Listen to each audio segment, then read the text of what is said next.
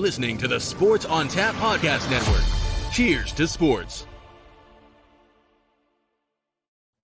Happy Tuesday morning and welcome into the Sports on Tap Podcast Network. You are listening to the Pod That Brothers, and I am Sammy. And I'm George. Welcome into the greatest show in podcasting. And I'm coming at you from Istanbul. So if you're watching the video version of this, it looks like I kind of have a green screen behind me, brick walls. And it's like a perfect brick wall for a podcast, Sammy. It is a perfect brick wall, and it does not look like a green screen, but it looks like a perfect brick wall for podcasting. There's a lot, George, not everybody uses green screens for their nice backdrops. A lot of people do have the brick wall look. If you're like in New York, if you're in like a Chicago, there's a lot of people that have those little cool apartments. One of my favorite type of like apartment walls, those like brick with a good city view on the glass side. It's like a classic, apparently a classic Istanbul apartment, but also a classic like East Coast type of thing. You know what I'm saying? Yeah. It's I think it's now like the hip thing too. It's like contemporary, but like still with a touch of old school. I think that's the best way to put it. Yeah, I didn't know you were a design guru. I'm not, but I'm just saying that's kind of what, like, have you noticed contemporary homes have that now? So that's why I've said that. Oh, George doesn't like jokes. I forgot. Let's talk about the Phoenix. I'm from Phoenix, George. I'm coming from Phoenix. And I want to talk about the Phoenix Suns basically ripping my heart out. I don't have a basketball team, being from Seattle. And so I picked the Phoenix Suns when we moved here. And I thought they were going to win the NBA championship, or I thought that they were a lock to like make the NBA championship as long as nobody got hurt. And instead, they blew a 2-0 lead to the Mavericks and lost by almost 40 in the conference finals, game 7 at home. It was pretty embarrassing. Yeah, and I mean, I kind of been saying it the whole season. I did not think they were going to be the NBA champions. I didn't believe in this team because of one guy and one guy only, and that's Christopher Paul. He's no longer CP3. He's no longer point guard. He's Chris or Christopher. The reason is the guy, unfortunately, seems like as great as he is, if the NBA season, I think, was 40 games long and then the playoffs started, I think he'd win multiple championships. But the guy cannot stay healthy. And they said after the series, he has a groin injury. And once again, he ends the playoffs with an injury over and over and over and over again. And look, I'm harsh on guys like James Harden. I'm harsh on guys like Russell Westbrook. And now I got to be harsh on guys like Chris Paul. I'm sorry. I love Chris Paul, though. It hurts to say it. But like he's not durable. That's what it is. He's just not durable. I don't know how else to put it. Yeah. That's the not durable is correct and all, but it is way different. We're talking about way different things when you're saying he's not on the I don't want to talk about Russell Westbrook and James Harden compared to Chris Paul. Chris Paul has how many MVPs does I don't Chris care Paul about have? MVPs. I know, neither do I. But like, okay, Stephen A. Smith. Let's just talk about let's talk about basketball for a second. Okay, let's not talk about let's not try to make headlines here on the whole. Oh my God, Chris Paul had a bad series, so now he's the bust. He's CP0 now. Okay, great.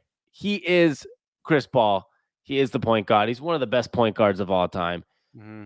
If I don't give a damn about MVPs like a James Harden, neither do Russell Westbrook's MVP, I would take Chris Paul's career over James Harden and Russell Westbrook today. If I had to have either one of them on my team today, and Chris Paul's 37 years old, if next year you have to have one of them on your team, who would you take at 37 compared to them at 33? I would take Chris Paul, because I believe in Chris Paul, but there's something about durability, and he is now on the list of guys like, those guys where you say in sports he was great, but there's the Charles Barkleys, there's the Karl Malones. In football, there's the Dan Marinos. In baseball, our favorite player, Ken Griffey Jr. and Barry Bonds, both don't have World Series rings.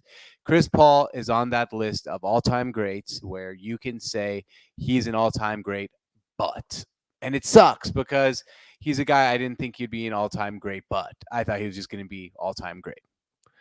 Yeah, and that's why I called you Stephen A. Smith, because that you were trying to take it way too far with the Russell Westbrook, James Harden. No. He's Chris. No, but it's a different category, but there's different levels, right? I mean, I think a lot of people would say Chris Paul, Russell Westbrook, and James Harden are top 30 players of all time. A lot of people. Yeah, sure. I mean, well, they're all top 75. They're all NBA top Yeah, 75. that's true. It's top Above guys 75. like I'm this is my point here is we can over exaggerate things as much as we possibly want. Just as much as we over exaggerate things with James Harden, who is an absolute playoff choke. He officially confirmed it this time. I can't even muster up a sentence to defend his playoff performances, right? Because Right. absolute choke job. But Chris Paul is in a different category here. I mean, first of all, they made it to the NBA Finals last year, and they were up 2-0 in the NBA Finals. I know they lost the NBA Finals, but he was the best player. What happened to him? He got hurt. That's fine. We're not that's my talking about a point. guy that There's a different. unfortunately we're not. Hold on. Like we get it. You think he's Chris now? He No, gets hurt. no. Hold on. I'm just saying. Point It's is, different. All right, go ahead. No, go ahead. I'm on the same. I'm on the same page as you.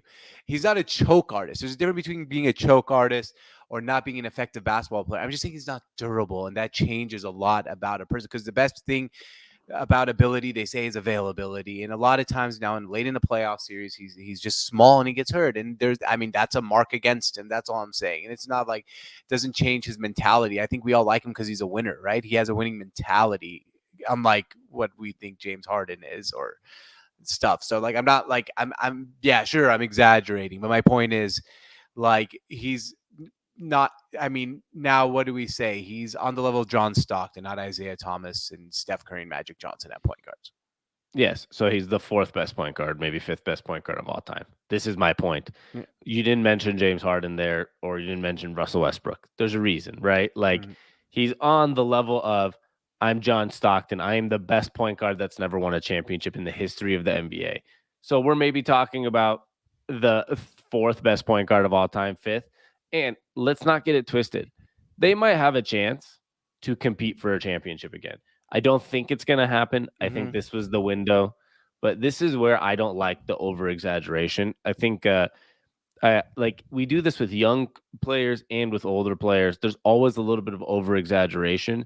For example, like last year, because Trae Young made the conference finals, we're all like, maybe the Luka trade wasn't that bad. It was awful. Luka's 30 times better than Trae Young. Oh, right? And I have a Luka point today that is going to blow your mind, and I think you're going to freak out. Maybe we'll see. I mean, if you just try to be Stephen A. Smith today, I'm just going to no. But, you know, like you said, I'm going to freak out. There's no point. Yeah, because I can't freak out about somebody having a point. Well, I mean, you've already freaked out once, so let's keep going on. I didn't freak out once. You just don't like to have a conversation about somebody saying, no, actually, that's a little bit of an over-exaggeration. And what you had was an over-exaggeration that Chris Paul is now, he is Chris. He is not the point guard. Yes, he is. He's still the fourth best, fifth best point guard in the history of the NBA. He's not the point god. He's a point mortal. Okay, he's still gods don't get hurt. He's still one of the best point guards of all time. Isaiah Thomas would get hurt too. It was a different era. Yeah. Like there's different eras, there's different times. Chris Paul's a top 75 player in the of all entire time. history. No, I totally agree. NBA. He just can't stay healthy. That's my problem. Okay, it's like whatever. Let's move off of Chris Paul. I can't even get a sentence in today. Go ahead, but I'm agreeing because I'm agreeing with you. But I don't know what you want me to bring back my point. I don't think. Like what do you want me to say? I agree with you. Let's just move off of him. Just saying, I can't get a sentence about Chris Paul, it's fine. No, please go ahead. No, I'd like to move off of Chris Paul. All so right, let's talk about the rest of the series, because the biggest problem too is the guy who's supposed to be the star of the team outside of Chris Paul is Devin Booker, who had a minus 41 in the game, and he literally was 3 for 14 and had 0 points. I think he had 1 point going to the half, all off a free throw. Like. Yikes. That's another problem where he is definitely a top tier number 2. He can't be your number 1 to win a championship. And that was probably given going into this year. Yeah. But I think with Chris Paul's age, you were hoping Chris Paul could be the one, even though not maybe the scoring one, right? But like just the one in general, like the best player on the team. And Devin Booker's that like 1B. But when Chris Paul's 37, and this is what's going to happen next year is, if you're going to stick with this roster and, they won 64 games, I get that. But if you want to improve next year and make it to the finals again, let's say, you can't have Booker can't be your number one, right? Like with Chris Paul being 37, I guess he can't be your number one, and that's where I don't know. Uh, They're gonna have I to make a splash. Can he be? I think he could be the 1A, 1B, right? Like kind of like the Pistons situation where they won a championship. Like it's different than being a one like Dirk Nowitzki was on the Mavericks, right? It's more of a 1A, 1B situation. I think he could be the 1A, 1B, but I don't think he can. He's not a guy who's going to carry you through playoff series. I don't think, right? I mean, Tatum versus Booker. But like, look, we would have probably said last year after they got to the finals that it's Booker is a one, and now everyone's saying Tatum is a one and Booker's not. I don't know yet because how old's Booker? 25. I think 25-ish. Yeah. Yeah, is there another level he can go to? Like this version of Booker, I don't think is a one to win a championship.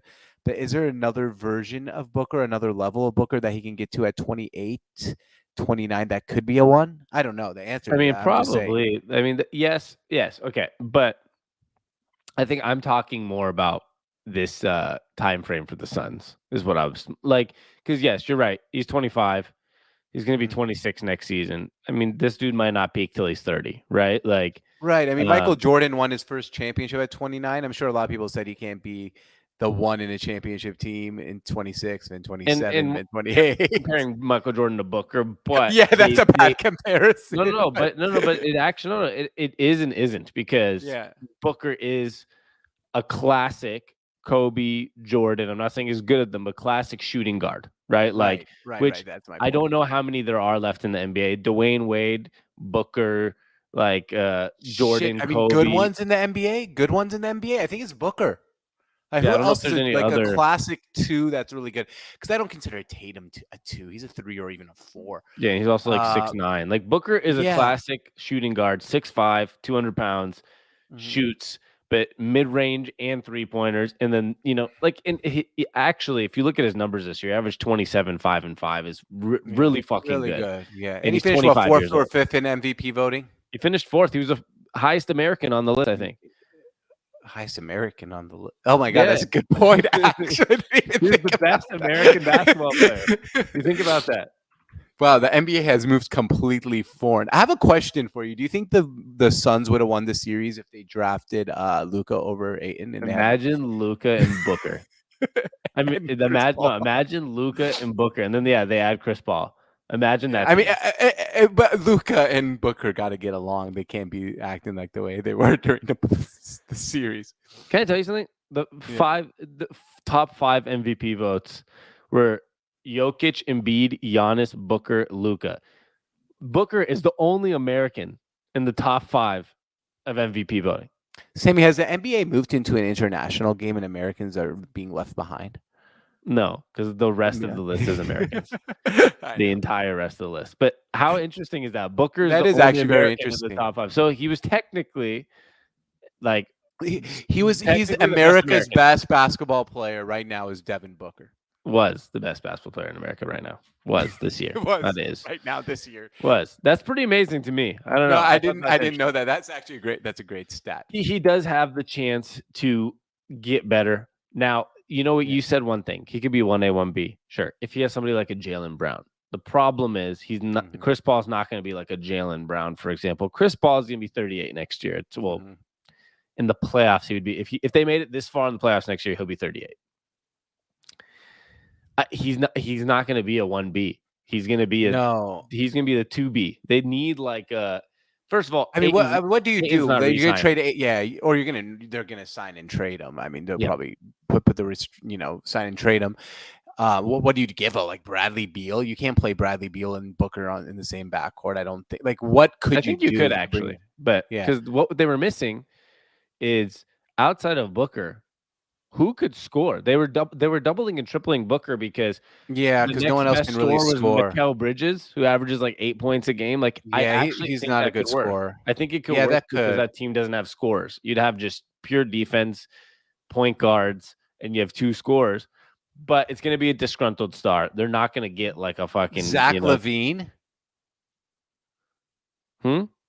Zach LaVine coming off knee surgery. I know, but I mean, they're saying LaVine. There's rumors he wants out of Chicago. I mean, Ayton was a first overall pick. Could you just trade Ayton for Levine. Okay, I'm just trying to think. when you said Beal, it made me kind of like, oh, 2 scores that could work. But when I hear the words Ayton, it's just hear Levine, I'm like, Yeah, I know, yes, but like, what can you really get? maybe these two guys It's don't not work. like you can go get Luca, right? Like, you can't go get someone. I mean, what's available is the question. Like, you have to go get I someone saw who's the the one above greatest you. trade on Facebook yesterday. What is it? Let's hear it And please note where I said I saw it. on Facebook. Yeah. Yeah, it was like it was Kevin Durant in like a Phoenix Suns jersey, and like the trade was like the Suns get Kevin Durant, the Warriors got Seth Curry because they were involved in this trade. So the Curry brothers get together, and I think the Suns gave up Ayton, Bridges, and 2 first-round picks, and then the Warriors threw in some role player as well. And like everyone on Facebook's just like, who took the time to make this graphic and think this is humanly possible? I mean, it would be fun, but It's not happening. It's not happening. No. I'm going through some teams. Like I don't know. Is it like okay? The How about Cavs. Markel Fultz? No, the Cavs have like Colin Sexton would be a disgruntled star. You don't want that. Right. Like the Knicks and Julius Randle could literally that honestly could be something because like he was bad this year, but that's because But would you want that? I mean, that's not one. That's No. like 3. maybe someone from Toronto. If Toronto's ready to accept that they're not good, or I feel like Toronto doesn't want to accept that they're not, like win, but like a guy like Pascal Siakam, and you trade Ayton and Bridges, like that could actually be something. I mean, that would be something. Sabonis would have been like a nice one this year with the Pacers. If maybe for the Kings at the deadline next year with Sabonis, because there's no way he's going to resign there, right?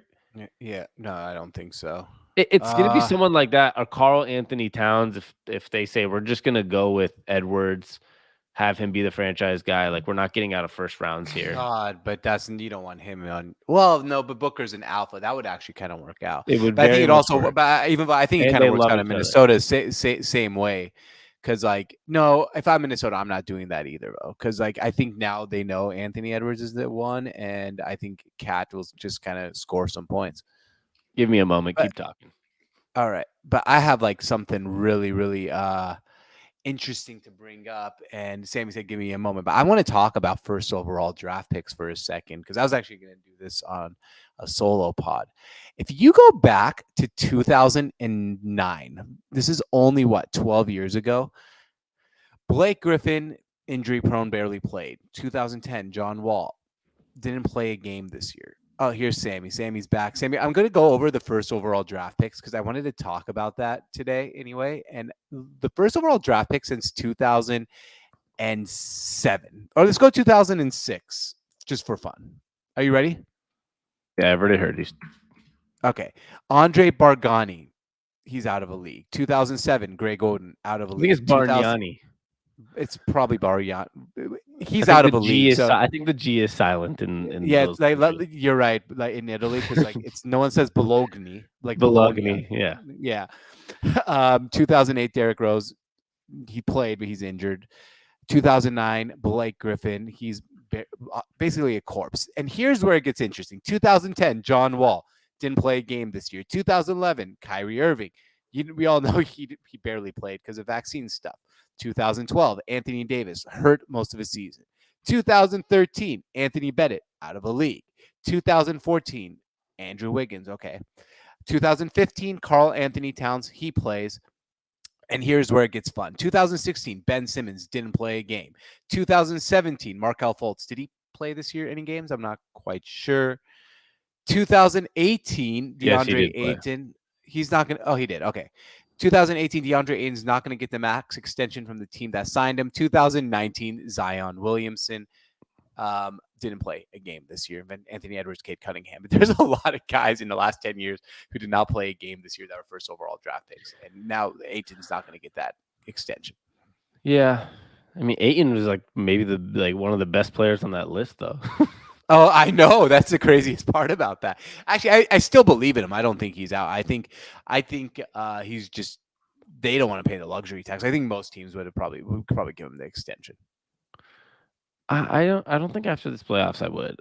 Yeah, maybe not. You're right. I think last year I was shocked they didn't give him the extension last summer. I really was. They went to the NBA Finals. The team seemed like a team you got to run it back with, which they did. But like, I was shocked off season last year. From like what there's this last game 7 also was really Mhm. concerning. Like he It did quit was. on the team, right? Like hate on the Phoenix Suns as much as you'd want. Like Booker and Chris Paul could have just been like bitches and sat on the bench and cried about it. But like, I'll give it to them. They both were playing their hearts out, even in the fourth So quarter. true. Like, they were just like, fuck it. Like, well, there's nothing. Let's play hard. Nothing to lose, right? Like, they were still but Ayton reportedly like quit on the team verbally and like said he didn't want to go back in. And Monty Williams was yelling at him, said, "You quit on us." Like, and he I mean, to be fair, they're down 35 points. He's probably like, yeah, fuck it. yeah, I'm to be kidding. fair, I'm if kidding. somebody said that on my team, I'd be like, get this guy off the team. Like, Yeah, me too. Oh, like absolutely. so my thing is that he does have that weird, I don't know what it is, but like I don't know why I feel this way, but it feels like he has that weird diva in him, even though he's not good enough to be a diva. It's the big. There's some weird thing about big men and like and having some weird like. I'm the best. You should like me more. Like, Yeah, it's weird. I don't know what it is. Like maybe it's because they grew up their whole lives being the best and never really had to face adversary. adversity. I Wow. got you. Yeah, thank you. They never had to face that, so they're probably like a little bit like fragile when they do go through some adversity. So maybe that's what it is. Yeah. Maybe it's that. I think he's gonna end up on the Spurs. Fun Okay. fact.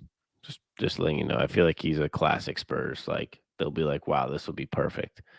Because they're still a little old school. Just think that's where he's Mhm. going. Or I think that's where he might end up on the Suns. Sorry. He might end up on the Suns, but I think that's where he'll get his best like restricted offer or whatever. What's it called? Okay. Qualifying offer? Qualifying offer. Qualifying, Yeah, yeah. yeah. I think his best qualifying offer is gonna be from like the Spurs. Just Okay. have a feeling. And I think the Suns will re-sign him if it's not a full max, right? Like Yeah, yeah, I think so too, and I think he should be smart enough to do that because I mean, they work with them. It's a good organization. You're in the playoffs every year. You might as well I just don't know go. if it's a good organization. It's good right now. Okay, it's good right now. You're right. It's a bad It's like, organization. hold on. Yeah. But what they've done with like the coach and having Booker and Chris Paul and James Jones is like seemingly a guy that everyone in the NBA likes, Likes. right? Like we're not in the NBA, but like if you listen to any podcast or like ex players, everyone just says great things about James Jones. So he obviously Yeah, knows people what love he's doing. James Jones. They went to the finals last year. They obviously know Exactly. what Oh they're yeah, doing. So they know what's going on. last thing I'll say All about right. the Suns, because like the disrespect that we haven't even spoken about the Mavs is like a little mean. But Yeah, no. I will say, I have a point I've been thinking about since last night for this podcast. So I'm very excited for it. well, I just think that at the end of the day, the Phoenix Suns, and I think this will continue to happen, like you said about Chris Paul. It's just like there's always something, and there's always that moment where like it's not going to work for this week for some reason, right? And that doesn't cut it. And unfortunately, last year, if he was able to be himself for like an additional 4 days, they They would have win a won the NBA championship. championship. They were up 2-0 against Giannis, and he unfortunately was a couple days short, as always, right? And if he could have done 4 more days of being healthy, 5 more days of being healthy, they're probably winning the NBA championship 4-2, 3-1, or 4-1. Like they were up 2-0, literally. So it's disappointing. Chris Paul is one of my favorite players in the history of the NBA. So like I would love to have seen him win. I'm with you on that too. That's why it hurts me to say what I said today. I just think that he's small. And That's what that it is. sucks. That's all I it mean, is. like, and it's being small is hard. And like coming from a guy who's small myself, like But in my not in the small, NBA. yeah, but no, but like this is a serious thing. Coming from a guy who's small, like I'm 5'9", let's say, like growing up playing basketball, no matter how good I got, I was always in like, and like I didn't fucking play, crazy college basketball, but I was in an extremely competitive AAU circuit, right? Like playing against I've played against a lot of future NBA players. The biggest thing that ever happened to Name me is drop some of them. when I don't, I mean, what? Like I played against Zach Zach LaVine. LaVine and There you go. Yeah. there's been a lot of them. I played against I Avery know. Bradley, played against Zach, who- Tony Nigel Rowan. Williams Hayes, Tony Roten put me in a boot, dunking on me. There's a lot. There's actually a decent amount, and but the hardest thing for me is like sometimes even I felt like I'm like, especially like 8th, 9th grade, right? This is before these guys really took their next steps too. You're like, hey, I have the skill. Like I play really well. We win some games. What really always was the hardest thing is like when you're 5'9" and everyone else is 6'3". So in Chris Paul's case, he's like 6 foot and everyone else is like 6'9". Absolutely. Even worse, right? Even bigger disparity. I think it's just so hard for a guy like him to, over a full playoff, be like, I can be the best player in every single game, because you can't, right? Like, you might have that game where you go 14 for 14. You might have those moments, but for him, I think it's just really hard in this NBA where the stars are 6'9", like Jason Tatum's and Luka Doncic and Kevin Durant's and LeBron James. It's hard to take a full series 4 times in the NBA, round 1, 2, 3, and the finals, and be the best player in that series for all 4 rounds. And I think that's the problem. And I hope that they find a way to get back to the finals next year. And they might. Honestly, sometimes this is where we overreact and underreact sometimes, right? Sometimes we're like, okay, it's obviously their window. Maybe it's not. Like, who knows? But they have to obviously make some type of change, because last year, I'm not saying last year is a fluke, but I'm just saying last year was a run. And I don't think you're not going to make a run every single year. Right. Yeah. Well said. I got nothing to add to that. Very, very well said. All right. I'm fucking pissed. We'll get to the. Well, here's why I don't think. I think we're going to see a lot of runs of Luka Doncic coming up. We'll get to the Mavericks here and get to, I think, the Western Conference Finals. But I got a question for you, Sammy. This is what I've been thinking about all night. What is Luka Doncic's ceiling? What's his ceiling? I don't know. Like, ceiling. Not saying he's going to reach his ceiling, but what is his ceiling? What is his ceiling? Well, I mean, like, do you want like an over exaggerated ceiling, or do you want like what is his absolute ceiling? It doesn't mean you're going to make your ceiling. It doesn't mean you're predicting the ceiling. What is his ceiling? Well, there's 2 guys in the NBA that have like a LeBron ceiling, and that's Giannis and Luka. Yeah. But that doesn't mean they're not going to get there. I mean, it doesn't mean they're going to get there, because no, totally. First and foremost, Luka hasn't even made it to a finals yet. So, like, he could quite possibly get swept next round. And for all we know, we'll say, okay, maybe we're being a little too. Right. Totally. But I think Luka Doncic's ceiling is the greatest basketball player of all time. That's his ceiling. I don't think he's. It's going to be maybe like a LeBron, maybe like the second or third best player. His ceiling, I don't think. Okay, his ceiling will be in the GOAT conversation. His ceiling. I'm not saying he's gonna. I don't think he's gonna get there, because I don't think he's the type of guy who's committed to the off season and is gonna go crazy on defense. And I think he's gonna have some fun while doing it. But I really think his skills at 23 years old and winning the MVP in the EuroLeague and doing what he's doing now with really a LeBron-esque supporting cast of the Cleveland Cavaliers when he took them against the Pistons, his ceiling is in the GOAT conversation. Now, I don't think he's going to get there. I don't think I really don't. I'm not going to predict that. But that's how good this guy is. His skills are unbelievable skills. Like, the skill-wise, offensively, I think he could literally, I mean, there's only a guy or two. There's only a guy or two in every era that's like top 5-10 potential. So it's not like, I mean, I think most people would agree with this, because it's like there's only a guy or two every time, and some of them make it and some of them don't. Like Steph Curry had top 5 potential, which we'll get to. If he wins a championship this year without Kevin Durant, we're talking about a really big jump in like, wait, is he better than like jumps into the top 10? Yeah, like, is he better than Shaq or Kobe? Maybe. Like, is he like, where is? I mean, depends on how he does in the finals too. He needs to win the finals MVP. Like, that's you can't have 0 final MVPs. Yeah, it's very important. My point is that every era has like 1 or 2 guys. Right now, it's Giannis and Luka. And as much as you want to say Luka's ceilings to be the best player of all time, like, put some respect on Giannis's name first. Oh, I agree. No, I also agree. Giannis is we still can ahead. Have that same conversation. Yeah. Giannis is still ahead of Luka until Luka wins a championship. The other problem for Luka, which is not a problem because I don't give a fuck. Like if he just wins like 2 championships, I'm probably going to think he's like a top 15 guy of all time. If he wins, I mean, Dirk won 1 in Dallas and it's considered top 20, 25 by most people, whatever it is. Right. And so like if he wins 1 or 2, he's probably going to be considered top. Like if he wins 2, I'll consider him like this, like a snap of fingers better than Kevin Durant. Kevin Durant's 2 championships to me are still the most asterisk ones compared to stars. I'm not saying they're actual asterisks, but compared to like what other stars have accomplished, Kevin Durant's like the lowest on the list. And so some guy like Luka, if he's in Dallas and wins a championship or 2, like you might be surpassing guys like Kevin Durant pretty quickly. And so there's that. But, as my favorite tweet of the weekend, I'm going to get to it because as you were saying, I don't know how seriously he takes his body and himself. My favorite tweet of the weekend he was totally played himself into shape this year, and it worked. Basically, Master Tez had a tweet that went very viral on Twitter, which right after the championship, and Luka was on a McChickens, vodka, and hookah diet all summer, and still led the Mavs to the Western Conference Finals. And he added some things like about CP3's workout during the offseason, 5 a.m. He's like, Luka literally would leave the hookah. Luka would leave the hookah bar at the same time CP3 went to the gym. Game is game. And it's actually very true. It's so true.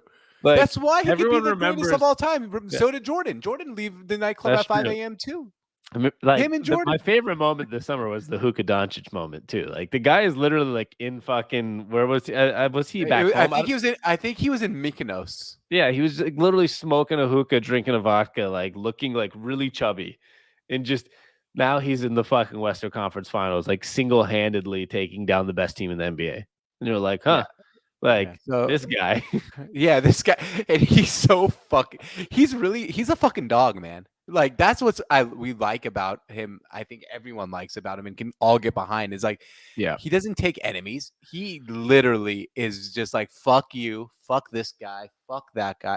He's so like he hated Devin Booker, and like I like it. See, he doesn't though. This is what I like about him. This is actually he hates him on the court. Yeah, because I mean, there are actual guys that fucking hate you. Like Pat Beverly hates Chris Paul, which we should get to at some point, maybe at the end of the podcast, because this guy is insane. Like, that's weird. Remember, he shoved Chris Paul in the back when he wasn't looking this year, too. And like, I've never seen such a low end player like prey on a man's downfall and like sit like this. I saw a tweet like this guy woke up at 4 a.m. Pacific time to like put a smile on and talk about Chris Paul losing in the playoffs when he advanced further than he himself did. Like, well, I mean, don't forget he's the same guy who, like, after they lost to the Grizzlies and then John Morant scored 40 something against the Warriors, put out. So that never happened to us. That didn't happen to us. Like, yeah, you guys fucking lost the series, bro. You guys crazy. My point was that probably drinking a lot of Henny. I forgot what my point was now. To be honest, where was I going? You're talking about his Luka Doncic doesn't really hate people, just on the court. Yeah, that's all I was saying. Devin Booker, he actually likes they hugged it out after the game, and like you could see Devin Booker said, "Good luck, man," and like they did the taps on the chest. Like it was all respect, which I kind of like. I like the like I hate you, but like respect. Like this is not like a personal. I'm not like sorry. Like Pat Beverly is like a low grade person for like the way he talked about Chris Paul and like the way he shoved him in the back. Like I like the competitive side. I love being the dog. I love being a dick on the court, to be honest, but like not to the point where you're like off the court or you're shoving people in the back when they're not looking type of shit. You know, like that's what I like about Luka. Like he's a killer for basketball, not like I'm going to take this personally. And like him and Devin Booker were scuffling after the game. No, it was like hug it out, respect. Like we'll see you guys next year type of shit. You know what I mean? Like, and I like that. I will say, who in the West right now, who would be more likely of like a multiple time playoff series against each other, like going at each other?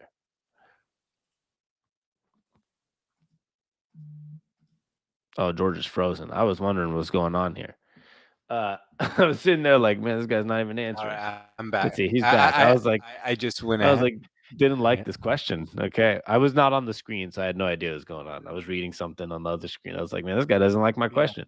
I was saying, who is more likely to be playing against each other in like big Western Conference finals. Like out of two guys that are young, Booker's 25 and Luka's turning 24 in February next season. So they're going to be like, they're basically a year and a half apart. Who's more likely in the West to be like his counterpart? I'm not saying Booker's going to get to the same level as Luka, but like, who's more likely in the West? I like John Morant. I just don't believe in the high flying point guard being a long term, like 7-8 year thing that works. I think Devin Booker might be the second best, most likely player to be like Luka's counterpart. He's going to be below Luka, but like, I think that's going to be a yearly thing that we see. I think we're going to see that matchup a lot over the next 5 I do 6 too. years. I actually like who else is there, right? The problem Anthony Edwards might become one. Okay, I think it's Anthony Edwards then. I think Anthony Edwards and Luka might be the two guys. I mean, that's why I think Luka can win multiple championships if things fall right pretty quickly. Yeah. What he did against But I don't think they're going to. I don't. But Yeah. like We'll I'm see just what saying happens. yeah. I mean, I also could see, after this series, after he got the vow of confidence from LeBron, like, by the way, I think that means something to like NBA players. When LeBron tweeted yesterday, you saw that, right? Or no? No, I did not. LeBron tweeted that Luka, somebody asked like LeBron, he was doing a Q&A and like they're asked who's his favorite player. And he's like, Luka's my favorite player in the NBA. And wow. yeah, and to me, that means something because other players, when they want to go play with a guy, like for a guy like LeBron to say Luka is my favorite player in the NBA, I think it speaks volumes to how fucking good Luka is and how much like respect he has by NBA stars, by LeBron James, the LeBron James, the best player of this generation, the second best player, maybe first best player of all time, said Luka's my favorite player. And I think that shows that not because LeBron said it, but just shows the confidence people have in Luka. And so somebody's going to sign in Dallas. Like he's going to have. This sounds so wrong. LeBron and Bronny to Dallas. No, this is something that is going to sound disrespectful to Mavs fans, but he's going to have a way higher. He's better than Dirk. Like he's going to be better than Dirk. Oh, he's yeah. going to have a way higher ability to lure in like a free agent, for example. Yeah, I don't know when Jokic becomes a free agent, but that'd be pretty cool if they can get like the Serbia-Slovenia connection going. They're only like 2 countries apart too. Yeah, Jokic just that's who I forgot, dude. Jokic just won back-to-back MVP. He's in the West. I know, but for some reason, like because he's a big man, that's why. Because he's a big man, yeah, and that team just doesn't seem like they can catch a break with any of their young guys. Jokic just won back-to-back MVPs. You realize that, right? Yeah, I love Jokic. I mean, we all love Jokic. But he's only 27 also. I didn't realize that. But like, I think the narrative has already started, right? Do we just give Luka the MVP trophy next season? Because we know how this shit works. No, because it depends on how much hookah he smokes this offseason. No, with all that we've said is that I think the reason that I like to say but there's always a but. It's like this guy could come out against the Warriors and they have a way better game plan, and he averages 26 a game and not like 40, and they lose a series, and then we're like, oh okay, yeah, totally. Pump the brakes. So I think that's the big thing here too, is we're seeing the like ascend of Luka, but we should also pump the brakes because let's see what happens. Now, if he beats the Warriors, which I don't think. I think that doesn't matter at this point. I think he just took the next level. If they lose, I'm not. I mean, it would elevate him more. Yes, I'll tell you why it matters. Last year, like Devin Booker was like a joke for like many years in the NBA, right? Like, and then last year, with the first year with Chris Paul, they went to the NBA Finals. Even though they lost the NBA Finals, you know how much respect that put on Chris Paul and Devin Booker's names, like in basketball sense. Like, yeah, in real world, I actually really agree. I agree with that. Like in the real world, losing in the championship should mean nothing, right? Because you lost when it mattered. Sure. But in basketball terms, it means something. Like it would have meant something if James Harden led the Rockets to the finals ever, right? It would have meant something if Westbrook ever did something without Durant. All these things mean something, even though you lost. So it's like Luka not making the finals versus actually making that push to make the finals is a big difference because you don't know what's going to happen next year. The team could be a little better, a little worse. It could be next year, another year they don't make the finals. Like, look at Jokic, back-to-back MVP. Look at Embiid. These guys, every time we see, oh, wow, look at this ascend, they still haven't made it out of the second round, right? So it's like you never know what next year is going to hold, even for these like super duper duper stars. And so I think it's really important for Luka, and he needs to get out of this series, and he doesn't need it right. Like, I'm not saying need, but need, if you're gonna like say next year he's the MVP and he's gonna for sure win it, he needs to I think he needs to take that extra leap, because there's still a guy like Embiid who's on the list of like you're next, and like Jason Tatum's still on the list of next, and like you never know how the narrative is gonna work. And I'm just talking about, when I'm saying take the leap, I'm talking about like the narrative leap, like you're gonna win MVP next year narrative. Because for some reason it actually happens. Like, I don't know why in the NBA it happens, but it does. We lost George again. But I think it's a good transition just to actually talk about the series for a second, because Steph Curry and the Warriors are quote unquote back, and they're in a Western Conference Finals. They have a chance to make it to a finals again. And I think after last year, seeing the Warriors potentially making a finals was kind of not a weird thought, but like, let's see what Clay looks like first, and let's see what happens here and there.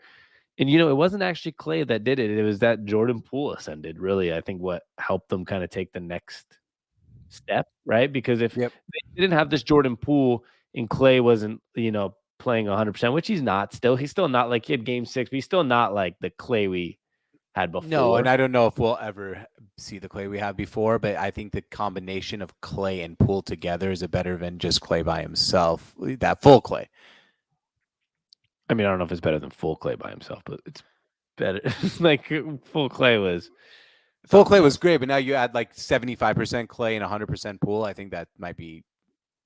I mean, there's no proof of that, because they won championships without Poole, and so that's where I don't know if it's actually better than having 100% Clay, but it has helped take away the fact that we don't have 100% Clay. Yeah. And I was telling you, what's crazy about Clay is if they do make the finals this year, that'll be 6 years of basketball in a row where Clay Thompson makes the NBA finals. He has made it every year he played the last 6 years, if they make it.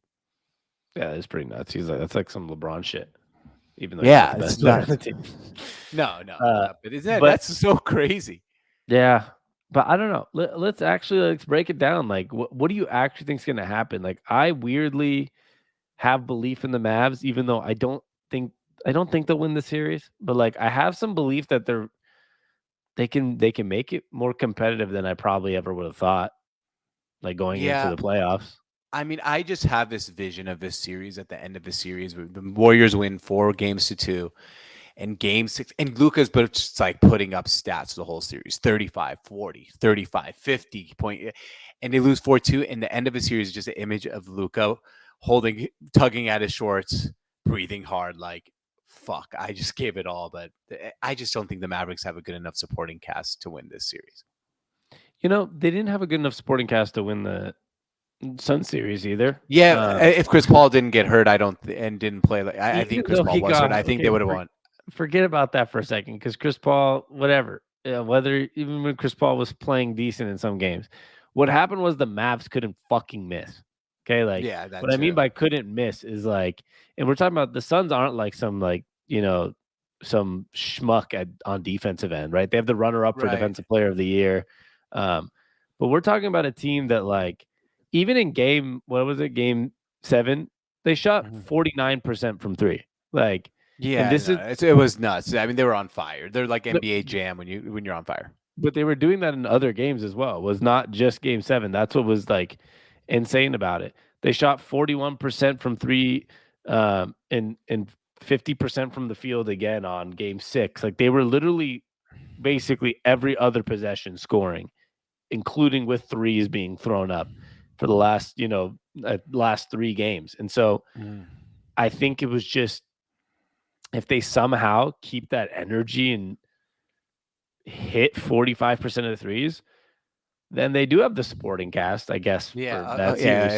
I mean, if they shoot at a historical rate at 45%, yeah, they can win this series. I'll say That's what they that did too. against the Suns, though. I know, but I don't think it's sustainable. Here's my thing, bro. How many times in this series, 7 games, let's say go 6 games, over under 8.5 times Luka and Draymond have to get separated?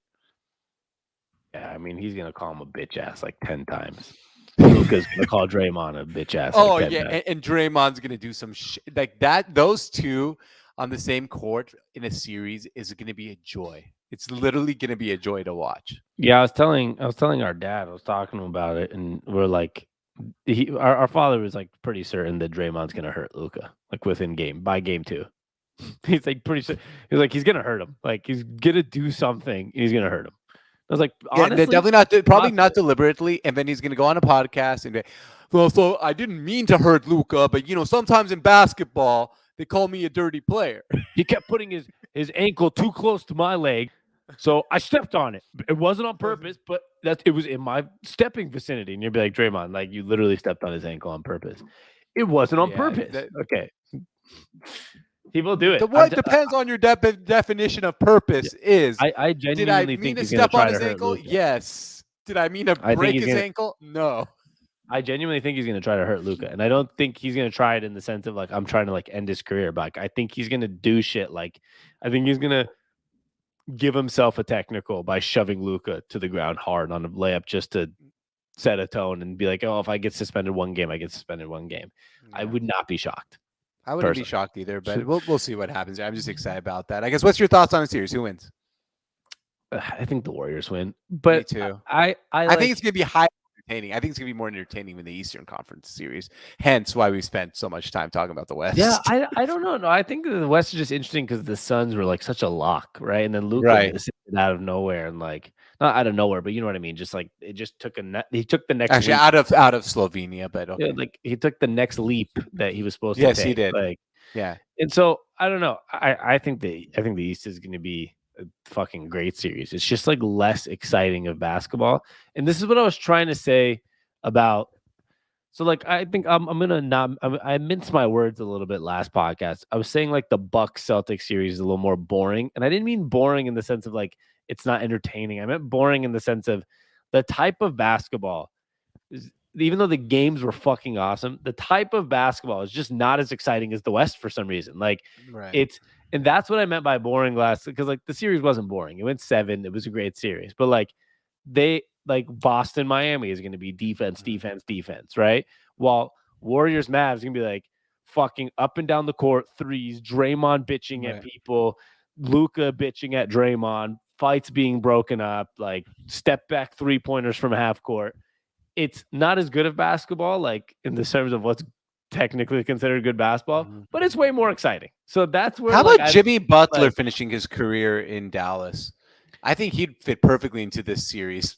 I'm sorry, I just like because you're talking. Not going to Dallas. I don't even want to talk about. He's not going to Dallas. No, okay, he's not. But like, wouldn't he fit? He's the only guy that's like would fit into the Warriors and like Mavericks series with like the intensity, the anger, and the shit talking, and the way he carries himself. Like, I mean, the whole Heat team would. I mean, yeah, but I feel the Heat team go to the beat of a drum that Jimmy Butler's banging.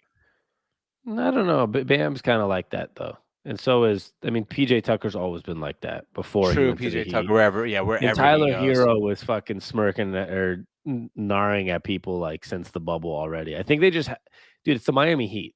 Pat Riley doesn't fucking bring you to the team unless you're a badass. That's very true. He fucking had to buff up LeBron to like get him to like be mean. Remember, like that's true. The Heat villain. culture. Yeah, the Heat culture. You look that. I mean, should we get to that? Well, you didn't even let me finish what I was saying about because you said Jimmy Butler is going to the Dallas Mavericks. It was just out of nowhere. No. I was saying just that he'd been fit in this series. My point was that I think this series is gonna be more fun. I think that the Warriors will win because they're better. I'm actually in a weird position because I usually root against the Warriors a lot, and like for some reason this year I just don't care. Like if they make it, they make it. I feel like they're actually one of the more likable teams in the NBA compared to like a lot of other teams, right? They're actually like this year, maybe because there's no Kevin Durant and it's a comeback story. They're a very likable team, right? Like especially I think the Clay comeback story kind of made this a makes very them likable likable. team. So I don't know who I'm rooting for. Like I like Luca probably more than anybody else in the series. But like I'm not like oh damn it, the Warriors won. I think I'd be excited if the Mavs won because of Luca, but no one else. But I wouldn't be disappointed either way because I think either way, both teams are going to be a fun team to watch in the NBA championship. So like I'm not strongly rooting against the Warriors. I think I'm just a little more of a Luca guy. I like Luca a lot. So it's like I just like Luca, but I know he's probably not going to win. So it's like, oh, it's okay. Like the Warriors are a fun team. Yeah, it's a win-win situation for the NBA and for us, I think. It like, is. It's more fun. Yeah, you either have Steph Curry and like Klay Thompson and Draymond in the finals, or you have like a one-man Luca show that's like Exactly. these That's guys. just Like fun it's to both watch. fun. And and he's a great personality and is a new guy in the league. It's exciting. It's exciting, George. So I guess You didn't say who you think. I segueing. know you think the Warriors are winning. So I thought I already said that. No, I said I said it earlier in the pod. I said I remember I said I envisioned the series ending in 6 with the Warriors winning. Oh, and yeah, turning yeah, on the yeah. shorts. Yeah. Yeah. Well, either way, I knew you were going to pick the Warriors because it makes sense. First of all, you always pick the Warriors. Number two, it's the right pick, right? So it's like I kind of knew. I mean, we'll find out if it's the right pick. But this is well, like the one time the Warriors are playing in a series, and I'm rooting for them too. But if they lose, I'm not like that disappointed because it's Luca, and that means Luca really went off, and that's really exciting too. Yeah, this is interesting. I mean, like, I feel like the NBA wants the Warriors for Celtics, but like, as a basketball fan, I also would love Mavs Heat. Like, it's an interesting season, to be honest. Exactly. But let's get to the East real quick. A little less storylines, I feel like, between both teams, right? Like, there's not that like Luka story, Jason Tatum stories there. But I want to start off with the Heat. Let's talk about some Heat culture here. And I know everyone like either makes fun of it, but it's also a thing, right? Like, oh, Heat culture. This team is the epitome of Heat culture. This team should not have been the number 1 seed in the East. This team shouldn't, I feel like, be this good. They made the NBA Finals 2 seasons ago, and that team I don't feel like should have made the NBA Finals. I think you even said on this podcast you don't envision any way they make the Finals. About 3 podcasts ago, we can try to find that clip. Heat, yeah. And for some reason, I think the Miami Heat are going to the NBA Finals. Yeah, I actually think they're going to make it. Yeah, and I think because of how much of a bloodbath was between the Celtics and Mavericks. I think that was an exhausting series, and home court matters. We saw that last series, and I think the home court is just going to happen to help out Miami, and I think we're going to see Miami back in the NBA Finals. Yeah, I like rescind all my comments about the Heat because I might be a very bold prediction, but I think they're going to win the NBA Finals this year. Wow. I wouldn't be shocked anymore. Yeah, like, I don't know what it is, but I'm like, huh. Like, I just, in my head, I'm like, huh. They're great underdogs. That's why. When their underdogs are good, if they were favorites, I'd probably pick against them this series. What are the NBA Finals odds? Let's see.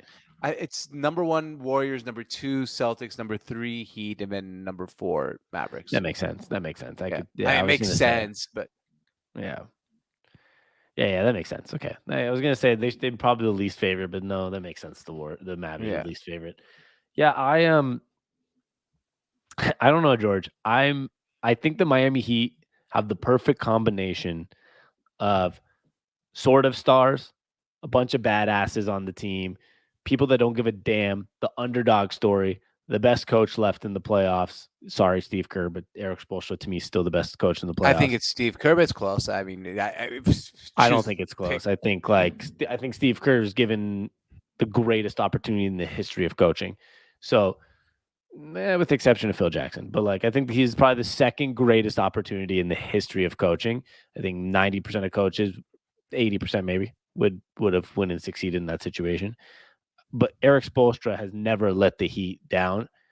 They just have the better overall. I think they have the best overall everything, right? Like, well, now, like you said it in a podcast a few podcasts ago. I was like, okay, like I think I asked you, can you envision a way they win the NBA championship? You said no. I'm like, okay, now vision it. How would they do it? And you said they're the Detroit Pistons, and that's what they are. You said it.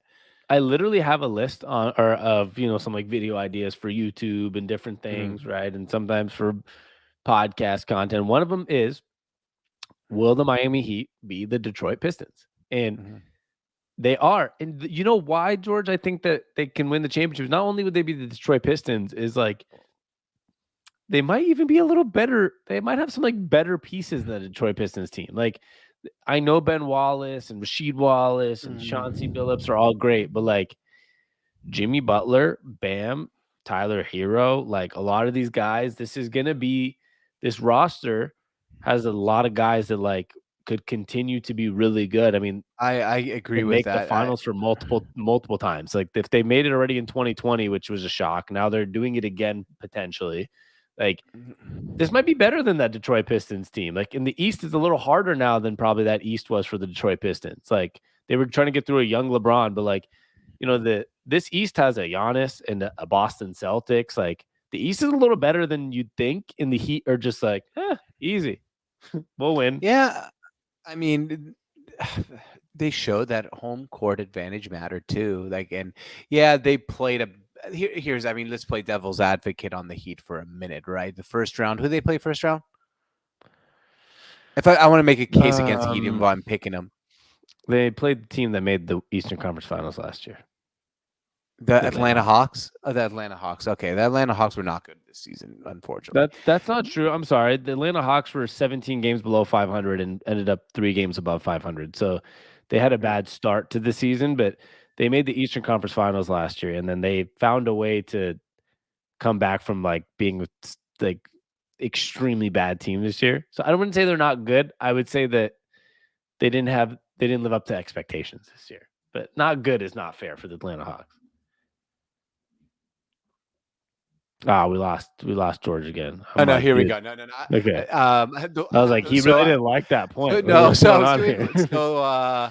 I'm doing laundry here, and the laundry machine started doing the music, so I turned off my mic during the music, and then it just music stopped. Is loud. Music is so then I tried to turn it back on, and I didn't press the button correctly.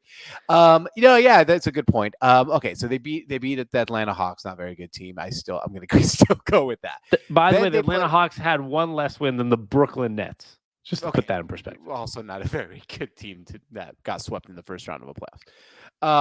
Then they played the 76ers, where their best player and the guy who got second in MVP voting, he broke his fucking face. So that didn't help out. And then they played against James Harden, who decided, at times, other than one game, that he didn't really, care to show up. And Doc Rivers. Okay, and then the coaching matchup between Doc Rivers and Eric Spoelstra, like that's. I'm gonna call timeout already. Okay, here you go. Timeout. The same shit every single team goes through every single year, like the Golden State Warriors. You know what I can tell you about the Warriors, George? Oh yeah. No. I'm picking the Heat. I'm just playing devil's advocate for a second. Okay, but this is what I'm saying. You can play devil's advocate about everything. Oh, the Mavericks won, but Chris Paul got hurt. Oh, the Warriors are here, but guess what? They played they played the Memphis Grizzlies without Ja Morant. So true. No, I know. I agree. You can do that with finish this point. So then now they play the Boston Celtics, right? And then when you go look at Boston, a lot of people will say, "Oh, look at Boston. They had to play KD and Kyrie." And then they went 7 against Giannis. How hard was that? They're more battle tested than the Miami Heat. But no, they're not. Once again, this is here you go. This is my point. No. Just let me say. Just let me say because what you no, because guess who didn't play for the Bucks? Their second best player didn't play. And guess who? Like, and they have anti-vax Kyrie Irving on the Nets. Then they played 4 games together this year. So it's exactly that. This is my point. Is like for all of them, you're right. But every single team that's in the position that they're in right now, there's always and forever will always be. But the Warriors beat this team. But the Celtics beat the Bucks without Chris Middleton. But they beat this team and they had to go against broken Joel Embiid. That's always how the NBA works. That's all I was trying to say. Joel Embiid is definitely more important than Chris Middleton. But the thing is here, I agree with you. I'm not agreeing. I'm playing the devil's advocate point here, and I don't agree with it at all. And I'm picking the Miami Heat just like you are, and I think they're going to get to the NBA Finals. Yeah, I was just painting for the viewers and the listeners. It's just a bad painting because I used to do this shit all the time, right? Like some people said Picasso was a bad painter, and then look at what it was a bad painting. No, this one's a guaranteed bad paint because I used to do this all the time. I used to say, man, the Warriors, Zaza Pachulia stepped on Kawhi's ankle, and then LeBron lost Kyrie and Kevin Love, and they're not that good. Okay, well. one thing that you'll figure out in life is that every single NBA playoffs, this happens. So it's like every single NBA playoffs, Chris Paul got hurt. Guess what? Maybe if he didn't, Giannis wouldn't have won the championship last year. Right, And it's right, like, right. oh, the Warriors didn't make it because Clay's hurt and Draymond was hurt and they weren't good enough. LeBron this year had no Anthony Davis and a Russell Westbrook, didn't make it. So like one thing that I've really learned and figured out is whatever fucking team's here, there's a reason they're here, right? Like that means just they're good and they're Well, healthy. the So it's like, reason they're there is the Miami Heat earned it by playing hard the whole regular season and got the number 1 seed. And I think that's correct. paid off for them. That's why they're coming into this series a little more healthy, because whether you agree with it or not, their road to get to the Eastern Conference Finals is easier than the Boston Celtics road to get to the NBA Finals. And that's because they're a 1 seed. That's because they earned their position to be the 1 seed and play not the Nets and not play against the guy who should be won the NBA championship last year in Giannis. Like they earned it, and I think they earned that. They earned home court advantage, and I agree with you. They're going to make the NBA Finals. Yeah, and I think one thing that you have to consider with Miami is that once again, last time I'll bring this up because it is something we'll probably talk about if they do make the NBA Finals. Is the Heat culture does mean something, and it's amazing. Like not Even just though the it's culture. like it's so annoying to talk about, like the It Heat is. culture, but it's a real thing. It's a real thing. And the simple things of like everyone like, and I know Kyle Lowry's been hurt on and off and shit, but even simple things like bringing in a guy like Kyle Lowry, where everyone's like, "That's dumb." Like, well, guess what? They might make the finals, and you're not going to think it's dumb anymore. And getting guys like Gabe Vincent, who's undrafted, and Max Strus, who's like undrafted, and Victor Oladipo, when no one else wanted him, is now a fucking And he's awesome actually role playing player. great. Yeah, like if you think about this roster of Tyler Hero, Kyle Lowry, Jimmy Butler, Bam Adebayo, like one of the Morris twins, Victor Oladipo, Duncan Robinson, who, you know, depending on the series, like if they end up playing the Warriors in the finals, like Duncan Robinson will be back on the court and shooting a lot of threes. Like, he'll be needed in that series. yeah, So like Max Strus, PJ Tucker, Gabe Vincent, like they build these fucking crazy rosters. Yeah, they have a lot of depth. They're well coached, and yeah, I think it's great. And I think Boston's done a really good job. I just feel like their head coach in Boston, I can never pronounce his name. Ume Aduku. Omi Aduku. He's going to be a great coach. Ime. It's Ime Udoku, one of those. Yeah, he's been a great coach and a great story, but I think he's going to be a little overmatched against Eric Spoelstra. That doesn't mean he's never going to get to that level down the line and become a better coach, but I think the coaching matchup also matters here, where you have a rookie head coach in the Eastern Conference Finals. Yeah, I mean he's done a He's great job. He's the best young and maybe the best young coach in the NBA.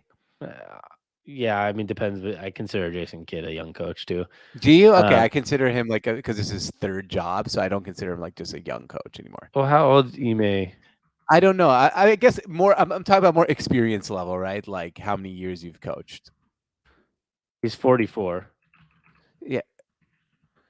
Jason Kidd's 49. It's not that much of a difference. I mean, but, NBA 5-year veteran.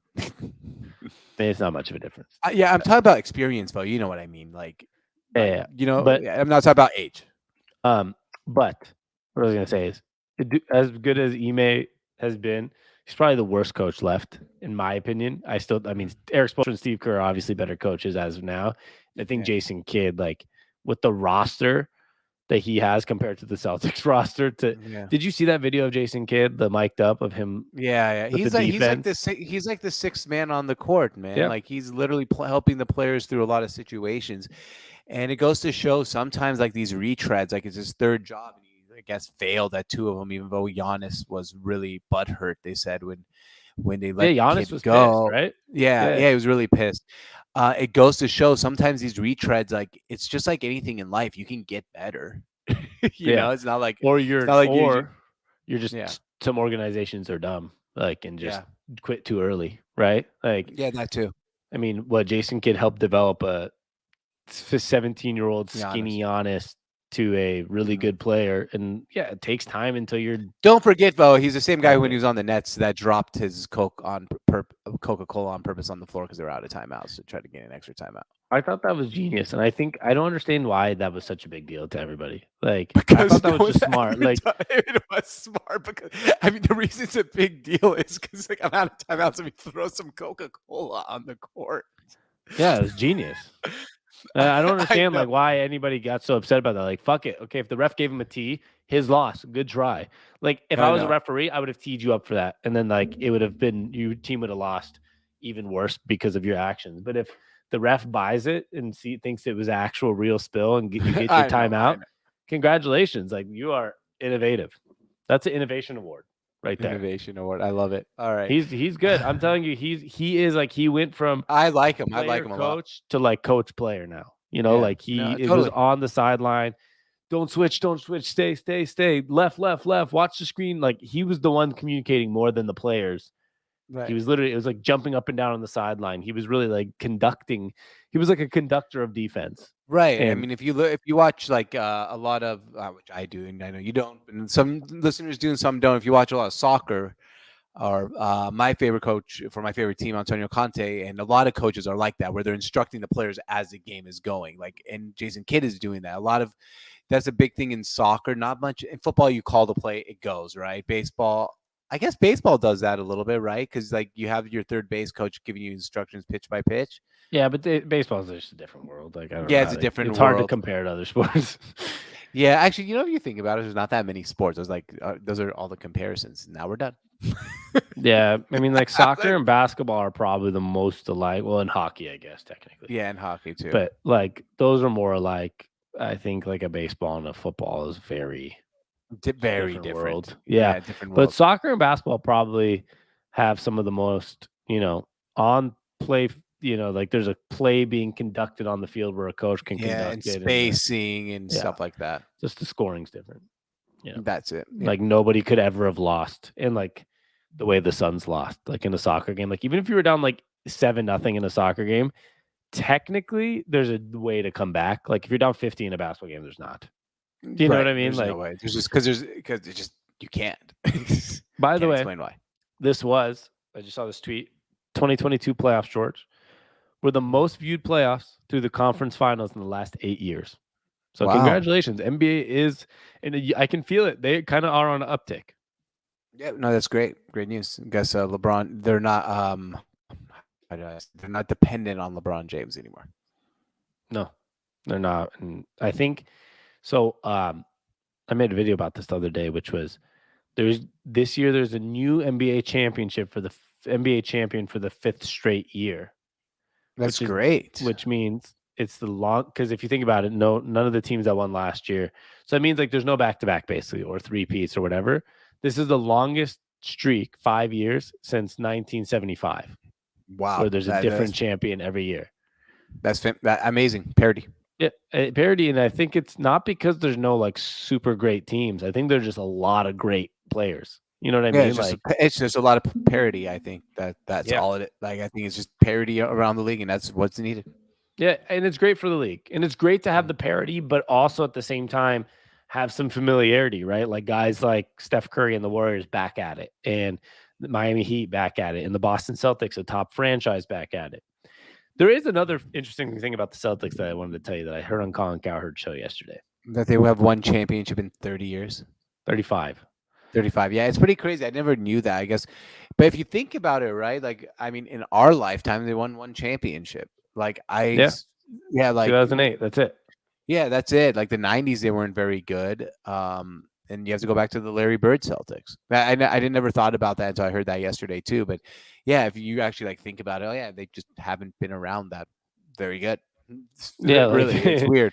Yeah, like they've been to. I put this on our Pod That TikTok. So for all those listening, we have a Pod That Brothers YouTube, TikTok, Instagram. Go check us out, all those places.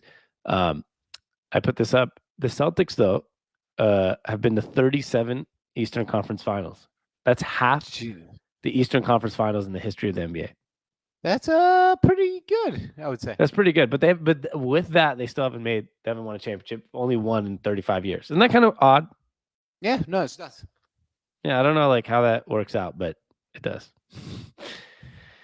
Oh man, I'm excited. I mean, like, how you feeling about all this? Are you like extremely excited about the rest of the playoffs? Are you like? I feel like I'm more excited than I have been in a long time.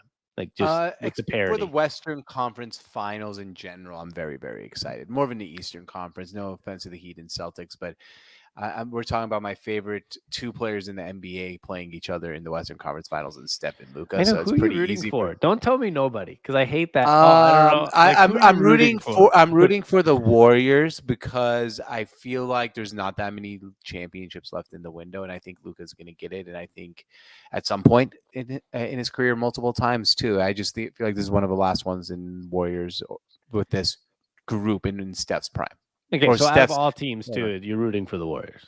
Yes. I think I'm obviously I'm not a Warriors guy, but I don't hate them this time. So they're not last on my list. But I honestly am rooting for Miami. I love Jimmy Butler a lot. Yeah, I And love Jimmy Butler too. I have, my Miami Heat t-shirts from George lived in Miami for a while. I went and lived with him for a little bit there, and that was when LeBron days. So I just became a big Heat guy, right? We don't have a team in Seattle where we're originally from. So Miami's like always kind of have a special place in my heart as a basketball team. So I'm kind of rooting for them first. Second has to be Luka, just because like he's probably my favorite player left outside of Jimmy Butler in this playoffs. Yeah. I would rather have the Warriors than the Celtics. So Warriors would be like third, and the Celtics would be like the Celtics are- least Yeah. last team I'd want to see win. I don't know But why. I'm just not a Jason. Celtics guy. I like Jason Tatum. So I do I too, don't know. actually. I don't mind them. I There's just think there's they're no like the there's no one left that I'd be that upset about winning a championship. Really, me neither. But they're just like the one I'd like. If you asked me like my order, it's Miami, Dallas, Golden State, then it's like Boston. Sure, Yeah. like if we do, it's fine. But like I'm not gonna be that upset. But it's like Exactly. I don't really care to see them win. I'd rather see Miami and Jimmy Butler like win a championship. I'd rather see Steph win another one. I'd rather see Luka win his first. I'd rather see all those. Would you say Boston's last on your list too? Probably, No, right? probably Miami. Why Miami? Miami. You should like Miami. I do like Miami. I don't know. Just I guess Jason Tatum like becoming that super duper star would be like kind of cool. What about There's no Jimmy reason. Butler being the superstar? I don't think he ever will be. I think he'll be in that Richard Ham. I think if he won a championship, and I don't know if it's fair, I don't think he'll ever be known as a super duper star. I think he'll be known as like a Richard Hamilton or a really high end star, but never the super duper star that's a transcendent player in NBA history. Like I think Jason Tatum could win a championship, and then all of a sudden we're saying in 10, 15 years is, oh, where's Jason Tatum in top 15, 20 of all time? Like, what I think, just George? think there could be some I think history Jimmy behind it. Butler could go down as one of the most underrated players of all time, though. Okay, that's very fair. I would not disagree with that. This postseason, he's averaging 29 points, 7.6 rebounds, 5.4 assists on. Do you remember when I was trying to argue with you that he's better than James Harden? I mean, right now, yes. It's not all time better than James Harden. No, I was talking about for this playoffs. I was like, who would you rather have? You said James Harden. I said Jimmy Butler. Well, I didn't know James Harden's just going to decide to quit. I think James we've seen it. We've seen him do it. Hold on. No, this is what people don't understand about James Harden. And like, who was it? I think Bill Simmons was talking about this on his podcast, and it really resonated with me, which was he decides when he wants to quit. So like maybe if he decided not to quit, he could still be better than Jimmy Butler. I agree with that. He decided to quit because maybe he doesn't like Doc Rivers, whatever it is. He literally decided. So the hard thing with James Harden is my answer could have easily been correct if he didn't decide not to quit. But I don't know when this fucker is going to quit or not quit. I'm going to give you a little secret. Don't back people who tend to decide to quit. Look at Jimmy Butler. That guy's never quit a fucking day in his life. I just told you I'm rooting for the Heat. I'm backing Jimmy Butler in the Heat. My point is, I know. James Harden, if he wanted to be better than Jimmy Butler for this playoffs, there is a possibility. Maybe now I believe it less, but there's a possibility he could still be better than Jimmy Butler. But he decides, for God knows why, he decides, I'm going to quit this series. I don't want to play for Doc Rivers. I don't want to do this. Like James Harden's like the brat that just. I know. I don't know. He's obviously. I don't know what they probably shouldn't even fucking resign him, dude. Like I don't know what they should do. They're going to, but they probably should. Yeah, Daryl Morey is going to be like, yeah, I have to. I know that he will win a championship for me if he tries next year. Yeah, well, who coach you on D'Antoni? Great. Fuck. Fuck. Embiid's gonna be like, what the fuck am I doing here? Embiid's the best. Well, yeah, if if you think it's the same James Harden as in Houston, it's not. Yeah, he's straight up about it. Like he's like, James Harden was probably like, what the it fuck, took him dude? less than 4 months to be like, fuck this guy without saying fuck this guy. I imagine, like, what do you think James Harden's in? James Harden's probably like, God damn it, dude, this is fucking James Harden's ridiculous." like, I have $500 million in my bank account. Do you think I give a fuck what Joel Embiid thinks? Yeah, probably not. It's like I have MVP and I have enough money. By the way, Joel Embiid's, he's 28 years old. I know It's Joel getting there. Embiid has like 3 good years left. That guy's gonna retire at like 33 and just be like done. Like his body's. I mean, he's just been hurt way too many times, and he's a big guy, but he's gonna have 3 more good years, and hopefully, maybe they can get him someone who gives a fuck. Not like they should have just kept Jimmy Butler. I mean, he wishes Jimmy Butler. I That know. was really interesting, by the way. Maybe that's the last thing we'll say about the Heat and Yeah. Jimmy Butler and this, and we'll get to our final segments because I'm sure we'll be popping on some podcasts through these series and Yeah, probably more podcasts coming out these next couple of weeks, right? With Oh yeah, what's going on here. Jimmy Butler after the game, literally, like quote unquote, said, "I wish I could have stayed here. I love know. the Miami Heat, but I wish I was here with Joel Embiid." I was like, "Well, that was really weird to say after like a series. Like that is odd. Like I can understand. I wish, like, oh, I wish it worked out, but he was literally like, I love the Heat, but I wish I was here, like with Joel Embiid. Like, oh, that's really like." And then Embiid's like, "I have no idea why we got rid of him." And we're like, Yeah, oh. and then somehow Tobias Harris caught a stray bullet. Yeah. Well, no, Tobias Harris has nothing to do with this. I know. That's what I'm saying. Caught a stray bullet. It was nothing to do with him. Like they chose Al Horford, not Tobias Harris over him. Yeah. I mean, wasn't that just like people on Twitter? Yeah. No, but did you hear Jimmy Butler yell like Tobias Pick Harris Tobias over Harris me? over me.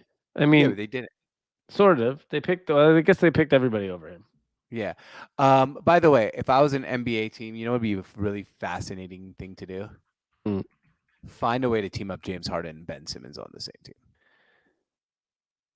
Oh my god. Ben Simmons is gonna be fine. Just watch. I have a very strong feeling. I hope so. It'd be nice. He's so talented. Yeah.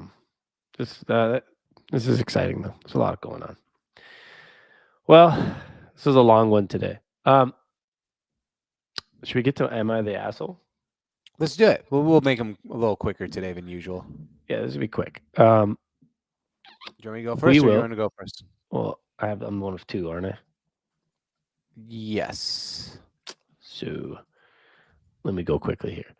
I will say, by the way, if you haven't noticed, George did a solo pod the other day. I did one. How long ago was it? A few days ago, whatever it was. If there's anything that crazy happens, just keep an eye on our feed. We might do some solo pods here and there once in a while. Me and him might hop on together after some big games here too. We'll try our best, even if they're quick ones. This is like me talking to George while on the podcast, but we'll try to get some out. Like if there's like a huge crazy game and we do like a 20-minute pod together after, we'll try to get some things out. So stay tuned during these last couple of weeks of the NBA, this last month of the NBA. We'll try to get some more podcasts out for you guys. And you want to just do one Am I the Asshole today? Sure. And then we'll starting next week. We'll really try to get back on like the bonus episodes, but it is tough. So one each or just one? Just one. All right. I got a good one today. So okay, you can do yours if you want. All right. I'm sorry. I don't mean if yours is good, I'm sorry, but this one I'm like, how the hell did this person think he is not an asshole? And usually, guys, we will do a bonus episode with two of them after this. But, while it's the NBA playoffs, you should know that sometimes we lasted an hour 15. We usually last 30 minutes on a podcast. This time of the year, the podcast could last longer, and then we'll just forget about him and the asshole. But if we get to them, we'll get to them. If not, we'll just do this. We'll throw one at the end. So I'm all ears. Perfect. All right. Here we go, Sammy. I'm excited for this one. Am I an asshole for getting my niece a pup cup and quote unquote treating her like a dog? I, male 25, have a 5-year-old niece, Evie, from my older sister Jane, who's 32. I took her out last week to go to the zoo and give my sister and her husband a break. On our way home, we went through our local Starbucks drive-thru. Now, hey, could you do me a favor? and back up from the mic a little bit. There's a lot of coming in there. Yeah, no problem. There you go. Now Evie rarely gets these drinks with my sister, mainly because they're expensive, and she never finishes them, even the smaller size. My sister also isn't a huge Starbucks fan, and she prefers simpler coffees. I asked what she wanted, and she didn't know. I asked her if she wanted a cup just full of whipped cream, and she got excited and said yes. So I ordered my drink and also got a pup cup, which is usually what people get their dogs, hence the name. And it's just a small cup of whipped cream. Evie loved it, and it didn't cost me anything, so I figured it was a win-win situation. I dropped her back home and came inside as well. My sister asked how her day was, and Evie tells when it got going to Starbucks. My sister asked what she got, and Evie said a pup cup and rambled about how it was a cup full of whipped cream. My sister looked at me if it's the one you give to dogs. I said yeah, and jokingly said, "Isn't that right, Evie? Evie, the cutest Dalmatian." Evie laughed and pretended to bark before running off to get their family dog to show me a The kid's Dalmatian. 6. I know, for a reference to the joke. My sister was pissed. She said I was a dick for getting her daughter something meant for dogs and pretending like her dog was a dog. She linked back to feminism and somehow is degrading her and her daughter. She told me to apologize, and I said no and left. Our dad told me that Jane was being protective of Evie and that I should just apologize since it wasn't worth it. I plan on doing so since it's such a big deal to her. But from an unobjective standpoint, am I the asshole? I don't even know what to say. No. I feel like there is something here that he is leaving out. Why? Because he said, my sister looked at me and asked if it's the one you give dogs. I said yeah, and jokingly said, "Isn't that right, Evie? Evie, the cutest Dalmatian." Evie laughed and pretended to bark. So was he telling her like this is for dogs and you should and treating her like it's funny like the whole way? I don't know. I feel like he's left something out of here. I don't think he's an asshole though. Yeah, I'm gonna go not an asshole. I think it was more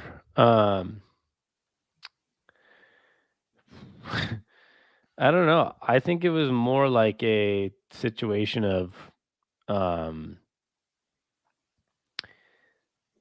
I think it was just like a kid being a kid and like was it her uncle, right? What is it? Yeah. Yeah, her uncle. Yeah, I think it's just like fun, like it's a pop cup, like just give her the fucking pop cup. Who cares? Because like it's small and it's free, right? And it's like what I think is the weird thing is being upset. I think in this situation, if it was like, I'm an uncle to your child, George, that you don't have, but like if Theoretically did, speaking. theoretically, yeah. If you were like, hey, I'd like when the kid goes upstairs, like that was kind of weird. We don't want them like drinking from a pop cup and like barking. Like, can you not do that next time? I'd be like, yeah, no problem. And then like it should be over. So there was something weird going on. Like, it shouldn't be that angry because it's a kid. It was like it should have been just kind of funny, right? Like, oh my god, she barked like that. That was funny, and like I'm just wondering the whole barking thing got me thrown out. So like, did he tell her on the way like, oh, this is for dogs, ha ha ha? Like, I just wonder. I mean, yeah, it sounds like she knows it was for dogs, but like, is that a big deal either? Like, it's not like it's literally not whipped cream. It's not like I've seen those before. I have some friends that have dogs. Like, they're just fucking little Starbucks cups, like the size of my hand with whipped cream. It's not like it's like a dog treat, right? It's like it's whipped cream. So it's like fair enough. That's why it's not that weird, right? It is weird in the sense of like maybe the barking or whatever. Like the barking just got me weirded out. I was like, why is she barking? Like, did he say something? That's where I thought, like, okay. So here's the thing. I misread it the first time. I thought that's why I said it was a good one. I thought it said I told her to bark. That's why I thought he was an asshole. But no, he didn't tell her to bark. So it kind of changes. He's not an asshole. He's not an asshole. No, I think nobody here is the asshole. But at the same time, like, no need to make the uncle feel bad. Just tell him, like, hey, like. I don't think he needs to apologize, especially to the 6-year-old girl. Yeah, to the girl, hell no. That's who she wants him to. Who else is he going to apologize to? Like, who's just like, sorry for giving your daughter taking your daughter and taking her to the zoo. I don't know. Weird situation. Odd family potentially. Oh, 100%. Well, interesting. I'll make sure, George, when you have kids, though, I'll never give them a pup cup. Give him a pup cup, got just you. don't make him bark. I probably wouldn't give them a pup cup, anyways. Neither- I'm not gonna. I've never- I'm not gonna give them a cup full of whipped cream unless, like, I don't know. Yeah, I Fuck don't it. know I'm not either. even gonna take your kids out. I'm not even gonna risk this. I don't know. I'm just gonna Just play. gonna take my kid- I'll just come see your kids at the house. I don't know. I don't know what to do here. Fair enough. Well, goddamn NBA playoffs. Am Let's I the get it. asshole? That one's a no. No, not an asshole. Fair enough. All right, we'll be back as much as possible, like we said, and I think that's all we got. Am I right? You're right. All right, that's all we got then. And so, much love. Make sure you guys find us at the Sports on Tap everywhere, at the Sports on Tap and at Pod That POD That, and you can find in those bios where to find me and George. You'll find all our different social media. Make sure you check us out on all platforms. And George is doing some traveling. If you want to talk about that for a second, and go check out his YouTube for that. Yeah, go And, check out my yeah. YouTube. Just George Jarjour, my name. George Jarjour. Emphasis And I on the got J for some reason, but yeah, keep going. Did I emphasize that? I didn't realize it, but yeah. So go check it out, or on my social media at George on Tap. I post about it there. Emphasis on the J, as always. I'm Sami Jarjour. Emphasize the J, and we'll be back. And much love. And man, I'm trying to forget I'm forgetting something I was going to say that was important, but I'll think about it whenever our next podcast is, George. So thanks for tuning in. This is the Sports on Tap, and you know what we like to say. Cheers to sports. You're listening to the Sports on Tap Podcast Network. Cheers to sports.